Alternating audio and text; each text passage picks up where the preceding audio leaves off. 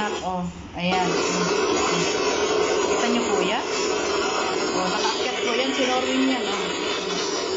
Kaya tatlo kong anak asaan na. May na nagparamdam. Ayan, oh. Tingnan niyo po, oh. Pilipinas, oh. Anong oras doon? Alas 12:05. Ano, 12:05 ng gabi. Ayan po sa atin.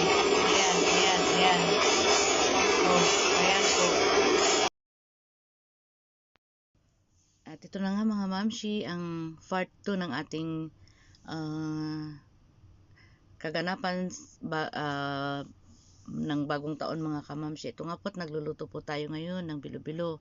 At yun nga pong pinagbibilog-bilog yung ating glutinous rice powder. Ayan, binasa po natin yan. Hindi na po natin naipakita kung paano po natin siya ginawang dough. So, ganyan nga lang ang ginagawa natin. Pinabilog-bilog lang natin mga mamshi at para po magawa na po natin siyang kakanin. Ayan. Pasensya na sa ating video kasi wala po tayong tagahawak ng video. Nakalagay lang po sa tabi ang ating cellphone. So, ganun pa man mga mamshi, binabati ko kayo ng maligayang Pasko at maligong bagong taon sa bawat isa mga kamamshi. Actually ito ay medyo late ng video pero may pahabol ko pa rin para sa inyo. Ayan, kasi ito yung ginawa kong cake, parang kumbaga minatamis para sa lahat. At ayan nga. So, pasensya na kayo mga mamshi, hindi nag-voice over na lang tayo. Gawa po ng maingay po yung ating washing machine that time. Dahil habang nagluluto tayo ay nag-washing din tayo. At habang nag-washing, nagluluto ng bilo-bilo tapos naglalaga ng karne pang ulam natin mga kamamshi. So, ayan.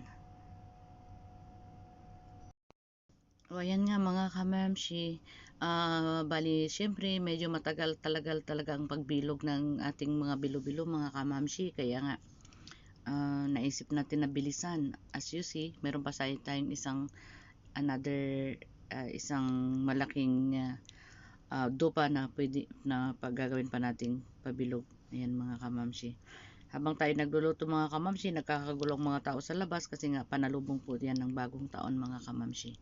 Kaya patuloy lang tayong gawin yung bilo-bilo. Continue lang tayo mga kamamshi.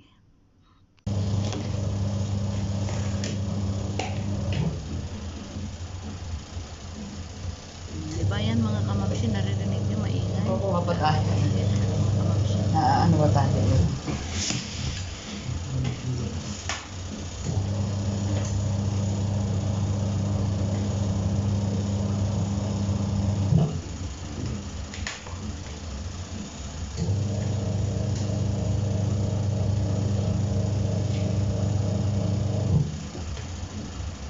By the way nga pala mga kamamshi, ano lang ang ating rekado dyan. Parang kumbaga isang kilong glutinous powder.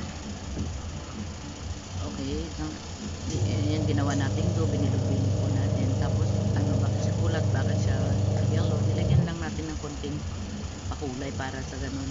Alam nyo na, pang New Year na, diba? May ganun. Tapos mga mamshi, mayroon din tayo dyang gata, coconut powder.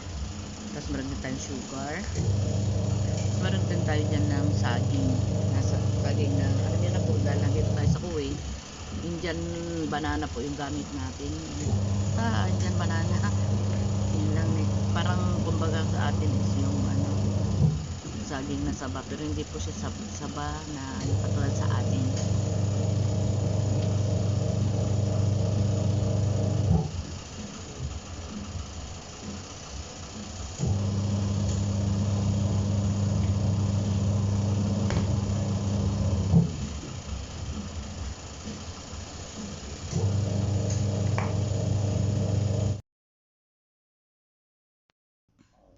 Yan po mga kamamshi, ano po natin yan. Yan po yung coconut powder at saka asukal. Kumbaga minix natin, tinunaw natin para walang pabilog-bilog na ginawa muna natin yung kumbaga yung mga nagbibilog-bilog ay dinudurog muna natin para hindi po siya magbuo-buo pag nilagyan na natin ng mainit na tubig. Ayan po mga kamamshi. Tapos si Ma'am Shiwing in the kitchen. Ayan po. So, yan. Kaganapan mga Mamshi during New Year. Bago ano yan, mga ilang minuto na lang mag-Christmas na. Ay, mag-New Year na. Ayan mga kamamshi. Yung ginagawa ni Mamshi. Patuloy lang niyang inaano sa, dinudurog yung mga buo-buo na ano yan, coconut milk powder at saka sugar. Saka yan, nilagyan ko na ng mainit na tubig. Diyan ko muna tinutunaw para sa ganun ay hindi siya magbuo-buo sa loob ng kaserola. Ayan mga mamshi.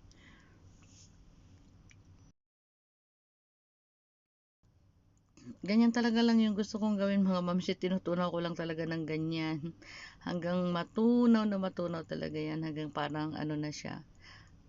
Siguro sabi niyo, bakit di ko pa ilagay sa kaserola? Hindi ko ba alam na medyo na ano yung pandinig ko pag nilalagay ko sa kaserola. Mas gusto ko dyan sa may plato na ganyan. Dinudurog ko ng dinudurog yung gata at saka yung asukal. Ayan, hanggang malapot na malapot. Tapos lalagyan ko din naman ng tubig. Basta ganyan po yung gusto kong gawin. Ibang pamamaraan. Pero trip lang ba? Ayan. So, kung iba po yung paggawa ninyo ng bilo-bilo is okay lang din po naman. Yan kasi, hindi po talaga yan as in yung bilo-bilo talaga na yung parang ginataang mix na, anong tawag nila doon? Halo-halong ginataang halo-halo, ano ba yan?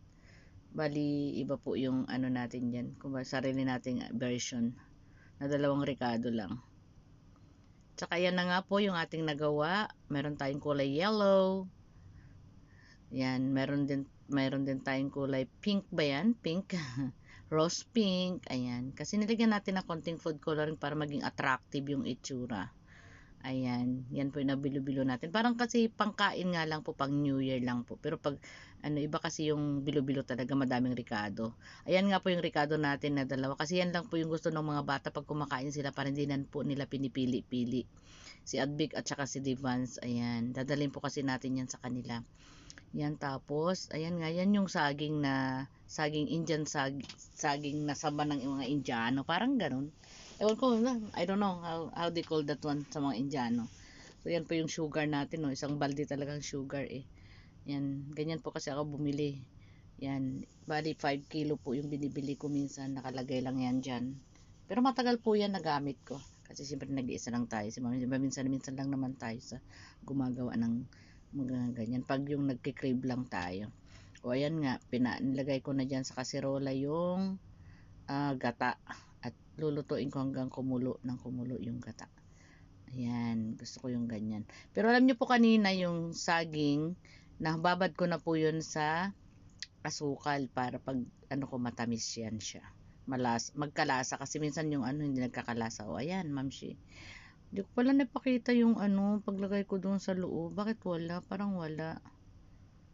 Hindi ko ba nilagay yun? Meron ako nun At parang hindi ko yata na-record yung paglagay ko sa ano. Okay lang na inano ko. Parang wala doon sa video. Kaya nga pala siguro short. Hindi, akala ko kasi na-play ko yung pala hindi. Pasensya na po mga mamshi Diyos ko, sa sobrang excited ata. Akala ko naka-play na, hindi pa pala naka-play. So, hindi ko talaga nakita. So, yan naman yung ating baka na nilalaga. Ito kasaglit na lang yan dyan. Yan nga mga kamamshi, kumukulo na siya. So, yung next vlog mga kamamshi, enjoy ang ating New Year. Ayan. While washing, cooking.